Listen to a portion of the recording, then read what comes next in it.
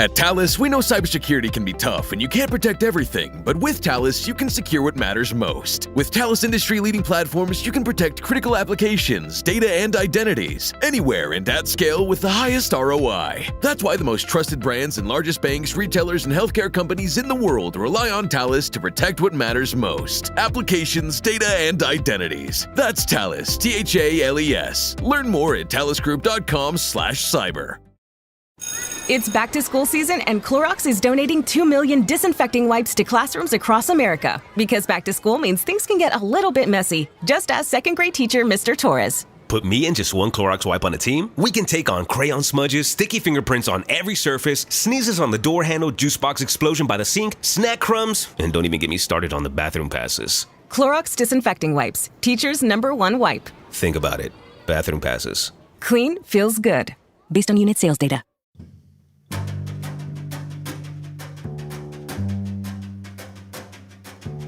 This is Addiction Medicine Journal Club. I'm Dr. Sonia Del Tredici. And I'm Dr. John Keenan. We believe that addiction is a disease that can be treated, and we want to help you stay up to date with the latest research that you can use in your addiction medicine practice. This podcast offers Category 1 CME credit through MyCares and Michigan State University. The links for the CME are in the show notes. This week, we're going to be discussing different patterns of screen use and suicidality.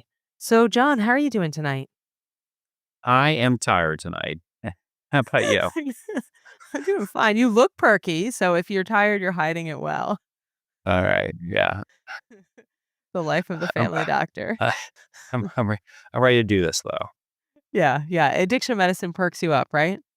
Yeah. Anything you want to share with our listeners tonight? I hate to share in a highlight an article, another article. I'm not sure if you saw our recent Journal of Addiction Medicine. I thought there was a really very concise synopsis. And it was an article called "The First 100 Days: The Trump Administration and Changes of Addiction Policy." Did you get a chance to see that? I saw the headline and I was just so depressed I couldn't read it. So tell me, what did it say, since I didn't read it? Yeah, I mean, I always like to I feel like it's a relatively non-biased source. I want to hear what they say or what they put the highlights were. And here's the highlights. They talked about the first 100 days. They talked about kind of new priorities. So a reprioritization of drug policy, really focusing more on fentanyl supply and youth drug use over kind of implementation of alternative programs. So kind of back to a source control mentality, not our youth mentality. They talk about big restructuring here. I think we all are aware that SAMHSA, HRSA, and a few other branches have kind of been disbanded, and they've been actually kind of remerged. And I actually didn't know this, that they've been remerged. This is called the Administration for a Healthy America. Did you ever hear of that before? No, I know about Make America Healthy Again. Well, I guess this is what the overarching group is going to be called. Other things was there was over 20,000 staff cuts at HHS. Positions were eliminated. They talked about especially kind of weakening of what they felt was federal addiction expertise and key data collection programs, a lot of our epidemiology and tracking. Funding reduction. So they talked about roughly several billion clawed back from addiction grants. But they say that overall, they don't really understand if that is just kind of contemporary pandering or true funding cuts that are going to transpire down to the kind of the troops on the ground.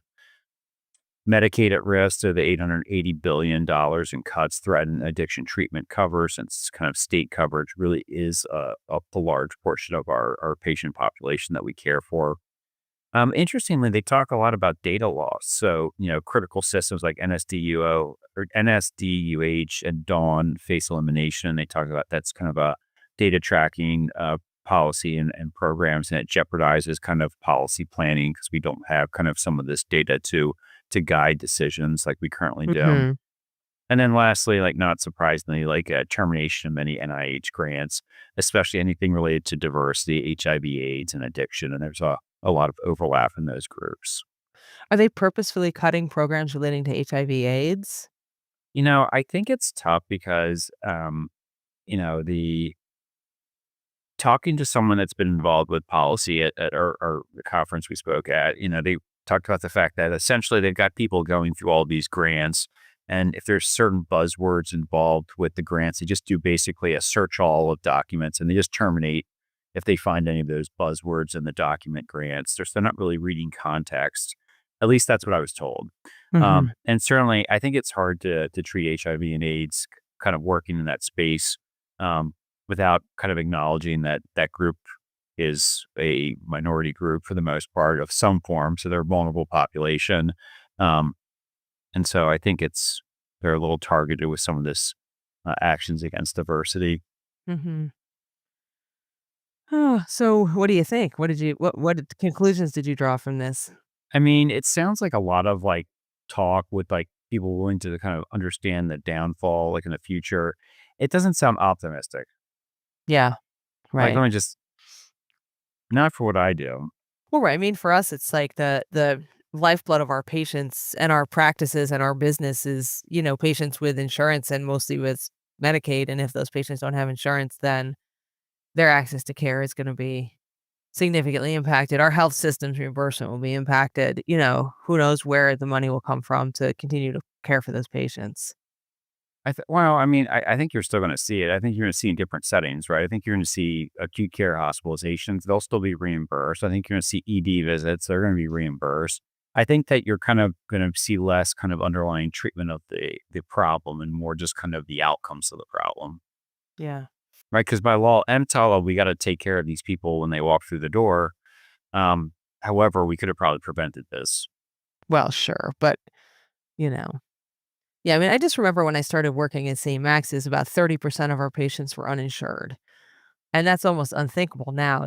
I don't know the exact percent, but it's much, much less. I mean, when you think about your office visits, like in a day, how many of your patients don't have insurance? It's pretty low in our area now, So, well, we'll see. I have to see what the next 100 days holds. How about you? So, a little bit of good news maybe coming out of our current health administration. So, you'll like this. I was reading about how on July 29th, the FDA announced that it was going to make 7-OH, which is hydroxymitragynine, the kind of active ingredient in kratom, to make it a controlled substance. FDA's commissioner, someone named Dr. Marty McCary, he wrote a dear colleague letter to us. I don't know if you got your copy personally, but warning us about the dangers of hydroxymitragynine. And actually, it contained this interesting line. He said, he's a physician. He said, like many physicians, I find it painful to recall the many opioid prescriptions I wrote in the early 2000s for routine procedures, unaware of the high potential for abuse. Our recognition of the abuse potential and our delayed response as a medical community resulted in a national health crisis. Let's not get caught flat footed again. We rarely hear a personal apology from a medical official, especially someone kind of high up in leadership like that, for what we did. And it seems like his early experiences or his experiences in the 2000s really affected how he wants to approach this new opioid that's being sold over the counter right now. And they do distinguish between the hydroxymitragynine, the 7-OH, and kratom, which is a natural product. They include concentrated tinctures as an okay product. But the 7-OH, which is a kind of a semi-synthetic, is what they want to target. So the next step is to send a recommendation to the DEA and see what happens if the DEA wants to make it a controlled substance. So, John, do you think this 7-OH should be a controlled substance? Yeah, I think that since we first covered this, it's funny. This was something I think we dipped our toes into, and I see a lot of it. I actually just had a new patient yesterday that they were really upset that someone recommended that they have a history of substance use disorder, kind of in remission off medication for decades, and someone recommended this product to them to help them feel better. And then they noticed after a while of taking it, they needed it more. They kind of experienced the euphoric effects. And then they realized what it was. And they were really upset that this is being sold. And the person now is kind of back into treatment with me, like totally back to where they started. And Mhm. he was really mad. And I Yeah. think that this doesn't belong on the shelves. I mean, No, it I don't. doesn't. It needs to be regulated. At least this concentrated product. I mean, you could talk about kratom, which also should be regulated and maybe not even be sold over the counter. Although then you get into all the people who use it kind of recreationally and enjoy it. Should we, like any products, many products we sell are lethal. in various doses. But I do think this one particular chemical has got to go. It's just not doing us any favors as a country. And millions of Americans are using these products right now. So that's something good, maybe. We'll see what the DEA says. So, John, you ready to present your article? Sure. Yeah, I think that this was kind of a fun article. I actually liked presenting this in our live journal club last week. I thought it actually generated a lot of discussion. And actually, it's a little different than what we normally do, right? So I think we spent a lot of time talking about opioids, alcohol, tobacco, nicotine. Actually, this is like a different form of addiction. So this is an article called Addictive Screen Use Trajectories and Suicidal Behaviors, Suicidal Ideation, and Mental Health in U.S. Youth. It's from JAMA from July 2025. And kind of like before I start, Sonia, how much time is on do you use your phone today? So trying not to use my phone. I use my phone an hour and 25 minutes today. And that doesn't include anything for work because I have a separate, different work phone. So this is just my fun phone, literally an hour and 25 minutes. I have no free time. And yet I found an hour and 25 minutes to mess with my phone. Yeah. So like this is going to be like shameful, but like my phone is both my work phone and my pleasure phone. And I do use it for like ambient dictations, but I'm over 12 hours already today. Ooh, So yeah. 12 hours with the screen on. Yeah. And So, how much of that is epic? well, a lot of I mean, like I said, I can't sort out the ambient dictation stuff, but 12 hours on the phone, I feel like I'm not a good person right now. Oh, All right. all right. With that said, With a little bit of background here. So, increasing use of social media, video games, mobile phones, and screens among adolescents is increasingly being linked to suicidal behavior and mental health issues. Concerns have led to warnings, including one from the U.S. Surgeon General. Most research is focused on total screen time, but not really addictive screen use, which may be a stronger risk factor for suicidality and poor mental health outcomes. Addictive use can differ by platform and does follow different unique developmental patterns. These addictive use trajectories in youth are not well understood. And so this article meant to kind of not only understand kind of the effect on these outcomes, but like what do these different use trajectories actually look like? So the clinical question here was, are longitudinal trajectories of addictive screen use, so that's social media, mobile phones, video games, associated with suicidal behaviors, suicidal ideation, and mental health outcomes? And they talked about internalizing and externalizing symptoms in U.S. use. So a little about the study. This was a prospective cohort study using data from 4,285 youth in the Adolescent Brain Cognitive Development Study. That's the ABCD study. And that was conducted across 21 U.S. sites to examine the association between addictive use of social media, mobile phones, and video games, and subsequent suicidal ideation, behaviors, and behavioral symptoms over a 4-year follow-up. So a little bit about this kind of overarching ABCD study. It was a nationwide population-based longitudinal cohort study. The total study involved 11,868 children aged 9 to 10, and it was from 21 different U.S. cities and sites. And it followed them annually from 2016 to 2022 to examine things of brain development, mental health, and behavioral health outcomes across adolescents. So the population of this data analysis was a subset of 4,285 out of that 11,868 children ages 9 to 10 with complete screen use data. So basically data used from years 2 to 4 of the Perspectives trial. Inclusion was children with complete data on addictive screen use measures from year 2 to year 4, available baseline demographic and clinical data also being available. Participants were excluded if they didn't have the 4-year follow-up data or incomplete data on key measures like screen use or outcomes. Participants with missing baseline demographics or clinical characteristics were also excluded. So a little bit about the study protocol. So like, as I said, it was a longitudinal cohort grouping. It followed annually from 2016 to 2022. And participants started at ages 9 to 10 at enrollment. So addictive screen use was assessed at age 11 to 14, so that's years 2 to 4, using self-reported scales. And they looked at the social media addiction questionnaire, that's the SMAC, the mobile phone involvement questionnaire, the MPIQ, and the video game addiction questionnaire, the VGAQ. Suicidal ideation and behaviors were assessed at age 13 to 14 using the KIDDIE schedule for affective disorders and schizophrenia, that's the KSADS, via child and parent reported symptoms. Mental health outcomes were also measured at age 13 to 14 using the child behavior checklist. And that was only parent reported. The So primary basically, like lots of surveys. yeah, pretty much. Yeah, I mean, this is data collection with surveys, right? Okay. So the primary outcomes were suicidal ideation and behavior, and that was assessed at 4-year follow-up, and that was using that Kitty schedule for affective disorders and schizophrenia, and that was both child and parent report, and then also internalizing and externalizing symptoms, measuring using T-scores from the parent-reported child behavior checklist.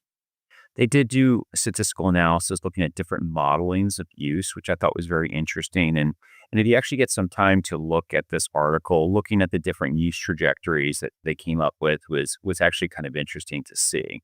And they kind of tried to adjust for a lot of the covariates that typically we talk about, such as those baseline demographics and characteristics, along with just total screen time as well. So the question is this trial valid? The study was funded by NIMH and the American Foundation for Suicide Prevention, so there was no industry funding here. One author had a non-industry conflict of interest that was royalties from the Columbia Suicide Severity Scale and the Pathway app, which I thought was interesting because I didn't realize that was proprietary. I think that I see that cited in like every chart I get from one of my counselors. It's a large prospective cohort study, so over 4,000 youth across 21 U.S. cities. So that's a pretty large trial. And it did kind of look at this association, as we discussed, between digital media use and suicidal ideation, behavior, and symptoms over the 4 years. And they did talk about how kind of previously data regarding social media and mental health outcomes was cross-sectional. So this was kind of a nice longitudinal assessment, which is kind of missing from the data. Data was self-reported with no objective measures that may introduce an amount of recall bias. And also, you talk about social desirability bias. And I think that really comes into play when you talk about parental recall, right? I think a lot of parents want to love their children. They want to speak the world about them. I think that there is probably, I think all of us maybe don't always want to report it as kind of candidly when maybe our child acts outside of what we would consider socially desirable norms.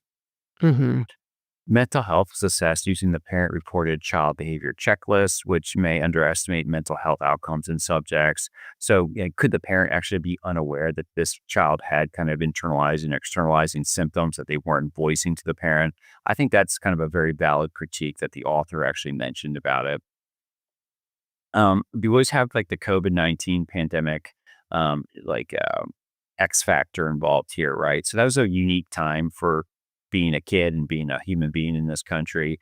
So they do talk about like probably screen use that during that time period was probably not reflective of kind of true screen use. I mean, I don't really watch TV that often. And I can't tell you how many Netflix shows I watched during that time frame, including Tiger King. And that's something I would never like rot my brain to another time. So we did have different screen use patterns then. Data was derived from 4,000 subjects who had completed all 4 years of the study to date. So that was out of 11,868. So, I mean, it's a large sample, but it is kind of, when you look at it, it's basically a third of the total participants were included. So, there's a possibility of selection bias, but I do think with an N that high, it's probably unlikely. Analysis did not include other things that I think would be useful, like psychosocial and behavioral health factors, so like bullying, adverse childhood experiences, parental monitoring, sleep disturbances, social stressors, isolation, social determinants of health.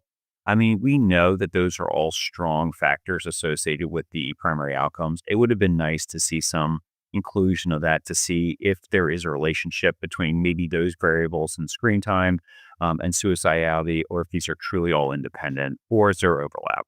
Right. Whether it's just the screen time is just sort of a stand-in for some of these other things. And so, right. Because in the end, you're looking for points to intervene. And if it's not really the screen time, if it's actually bullying that leads to lots of screen time, that leads to suicidality, you've got to intervene at the right spot. Exactly. So kind of a little bit about the results here. So in terms of the demographics, the sample, we said over 4,000 participants. The mean age was 10. In terms of sex, 47.9% were female, so roughly 50-50 by gender.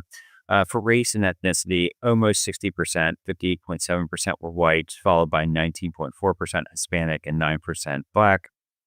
40.2% were from households earning less than $75,000 per year. So I mean 60%, majority were from households making more than that.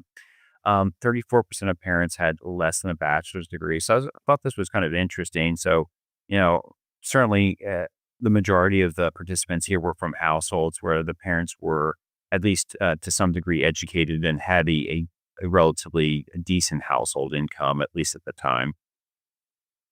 In terms of addictive use trajectories and prevalence, in terms of trajectories identified, the social media and mobile phone use, we really had three identified trajectories: a low, an increasing, and a high trajectory, while video games kind of just followed low and high.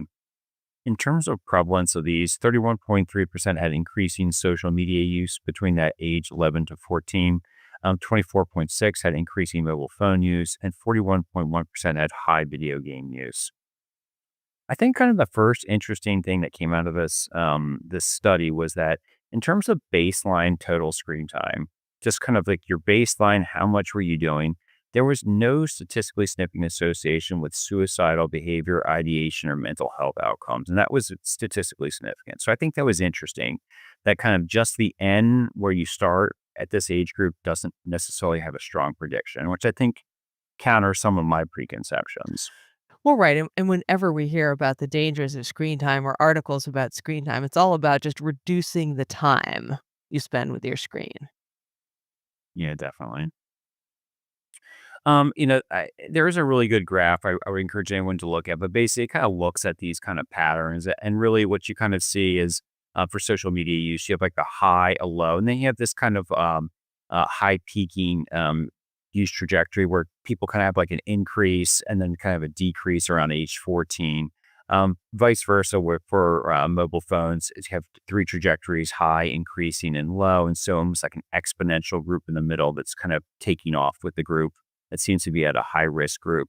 And then I think it was interesting, like video games, you're kind of in or you're out. You're like a high or a low user. And I thought that was kind of interesting. There was, with us talking about like DSM criteria for a possible like video game addiction, you would think that if it truly was an addictive pattern, that there would be some sort of exponential relationship like some of these other things, at least in a subgroup.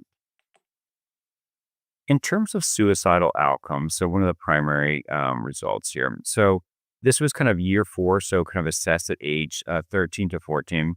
In terms of prevalence, I actually found this as a parent of a 10-year-old heartbreaking, that the prevalence of suicidality, so overall there was a 5.1% reported suicidal behavior at age 13 to 14, and just shy of 20%, 17.9% of kids this age group reported suicidal ideation. Yeah, that's super high. It's heartbreaking. Yeah.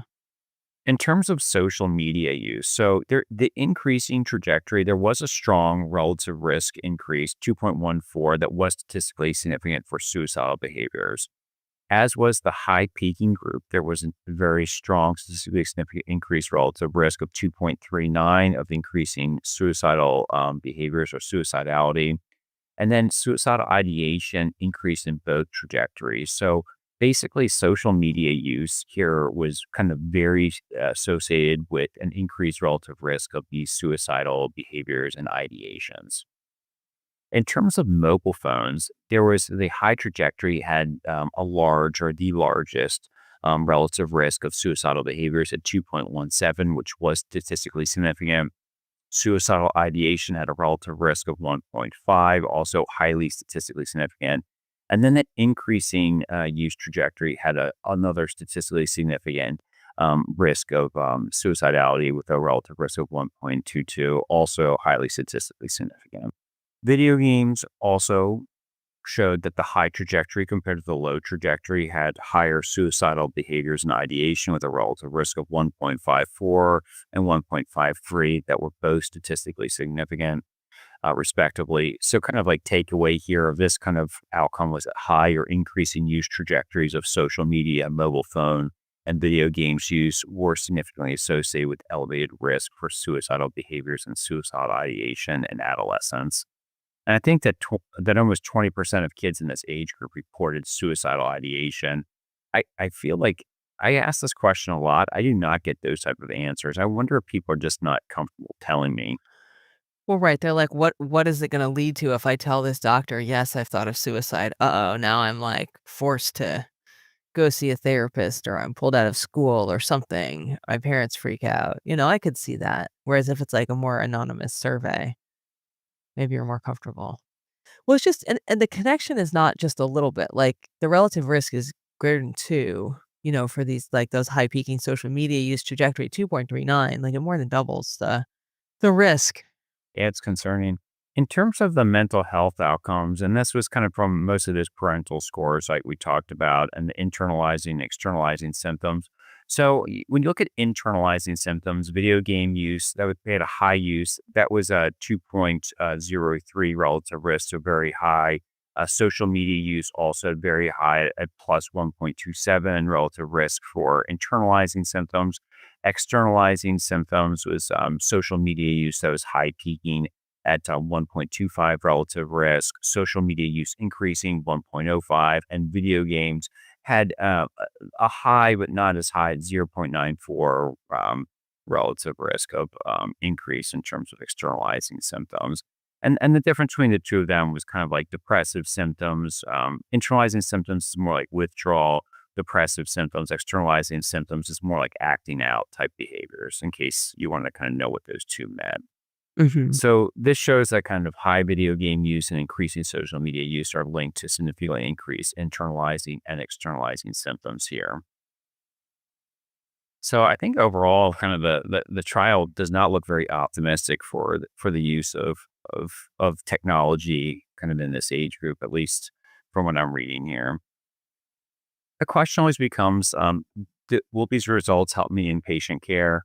As a primary care doctor, I find this article more relevant to my general practice than my addiction medicine practice. I know that I take care of kids. You don't, although adults are sometimes just big kids. Totally. I do spend increasing amount of time talking to patients about screen time. And, I feel like an old person saying this, but I feel like the more and more like people um, kind of talking to parents about kind of reeling in the unrestricted screen time use, about kind of the early introduction of cell phones into kids' lives, the unrestricted use of a cell phone and unknown access of what their child is using the cell phone for. I feel like I like kind of lecture people about these things quite a bit in my practice anymore. As a parent, I have a 10, a 7, and a 4-year-old girl, and I am not the cool dad.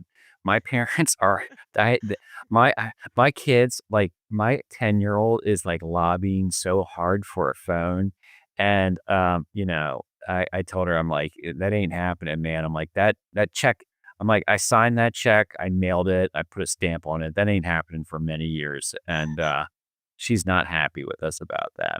But I do Oh my think that god. this study shows that I think there is real harms to it. I think increasingly I will continue to use this to focus on kind of a counseling component with my well child examinations. I think that this is a large prospective study showing that kind of these increasing use patterns do have a strong association. So I think this continues to add more kind of fuel to the fire that this is like a health concern to many of our youth. And I think it's interesting that kind of the screen time trajectory, not the baseline total use, had kind of the association here. And I think this kind of like really highlights the fact that like I think I need a better way to assess this than just asking how many hours like a parent or my kids are using their cell phone or using their tablet.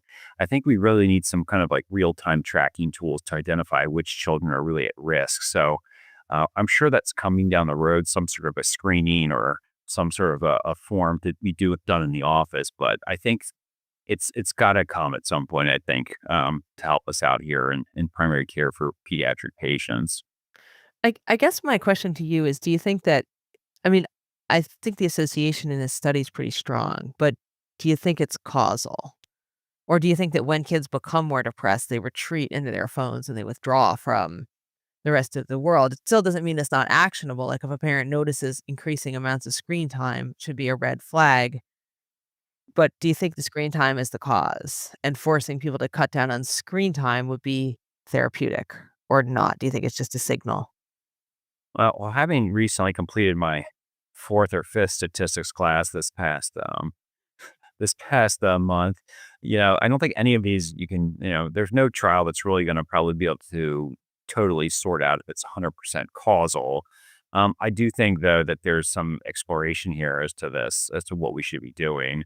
And I think that we're gonna have to figure out some balance here, right? Because technology is integrated into everything anymore, right? So like my kids, they check the weather on a Google Home when they're leaving to determine what to wear. School, everything's tech savvy, Google tech boards. I think we're gonna have to figure out what the sweet spot is, like what's the sauce balance here to make this right. And I think you're gonna see in the next couple of years increasing amount of research that we're gonna be talking about this. Yeah.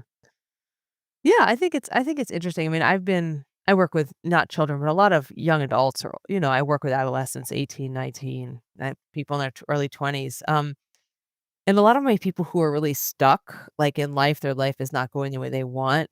Screen time is a huge part of it. They all just say like they just scroll or they just game all day. Like they know it's not healthy and they find it very compelling and sort of compulsive. So I have also been counseling people about their screen time and their phone use, as a way to improve mental health. I don't really have strong data to back that up, but it's just kind of how I feel in my heart. Like they're not satisfied with that use of their time, you know? Yeah, I think balancing technology. I mean, let's kind of say, like, I feel old saying this. I just turned 40, so um, Congratulations. yeah, I Happy did. And birthday. 10 years ago, this wasn't even on my radar. Right, Yeah. this was not on my radar whatsoever as like a health concern. And I think now, not only is it on my radar, but I think that parents are viewing this as on their radar. I think society does as well. And like technology is great, but I think that there's adverse effects to it. Now this is now off topic a little bit, but I saw a study just this past month about college students using chatbot GPT for 12 months unrestricted, and that they had fMRI data showing that their frontal lobe was underactive compared to those that didn't. Right Their after frontal 12, lobe, like, a- shrank. My god. yeah, after 12 months of kind of heavy chatbot GPT utilization. I'm not gonna lie, son, I love chatbot GPT. I know, I right? mean, I feel like we're gonna have to figure these things out. Yeah, I know. It's like the OxyContin of, you know, this decade. There's gonna be a lot of regret. You're gonna be writing a dear colleague letter of regret. Oh, well, thank you for presenting that article, John. It's just interesting. I'm a parent of 2 teenagers. I had, asked my older son, who's 19, if I thought he got a cell phone too early because both my kids, of course, have cell phones. They're age 17 and 19, and he didn't think it harmed him, but, he got his when he was in 8th grade. He said, "We could have waited longer."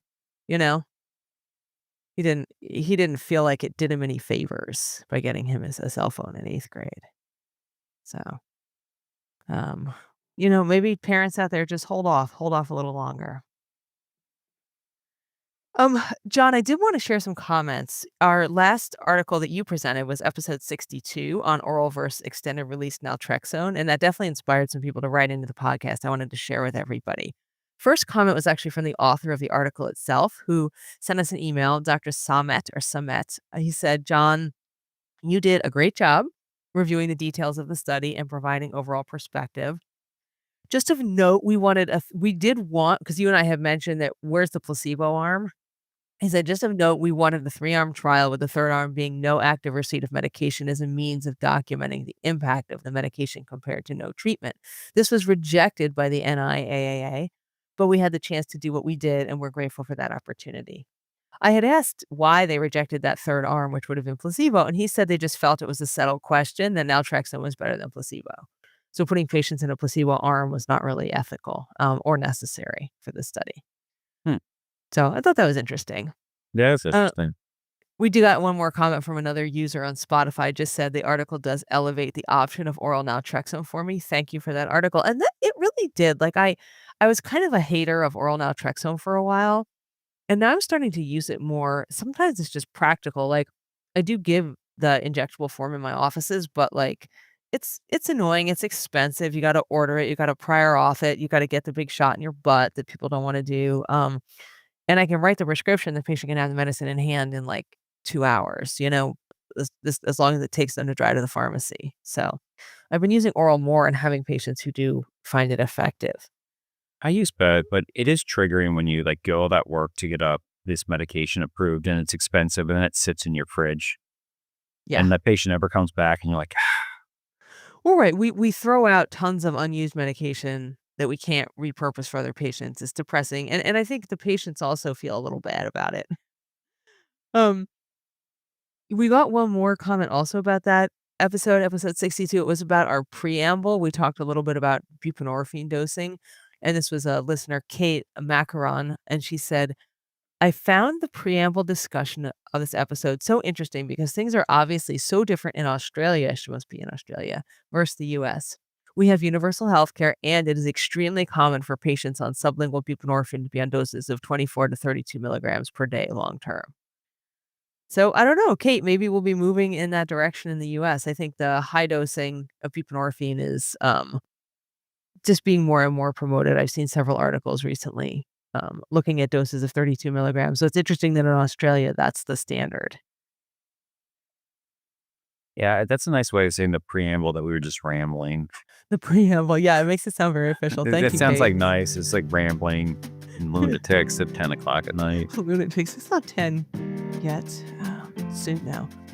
But anyway, we love the comments. Keep them coming. If you are listening and you want to say something about the article, please, you can email us. You can put a comment on social media, especially Facebook, Instagram, Threads, whatever else. We're on them all. YouTube. You can send us our work emails. You can Google us. Anything. Just send us your comments. And thank you for listening to the Addiction Medicine Journal Club. The best part of any journal club is the conversation. We want to hear what you have to say. So please send us your comments in social media or join our Facebook group. Our original theme music was composed and performed by Benjamin Kennedy, audio editing by Michael Bonanno, CME support from MyCares, produced by Dr. Patrick Beeman and Ars Longa Media.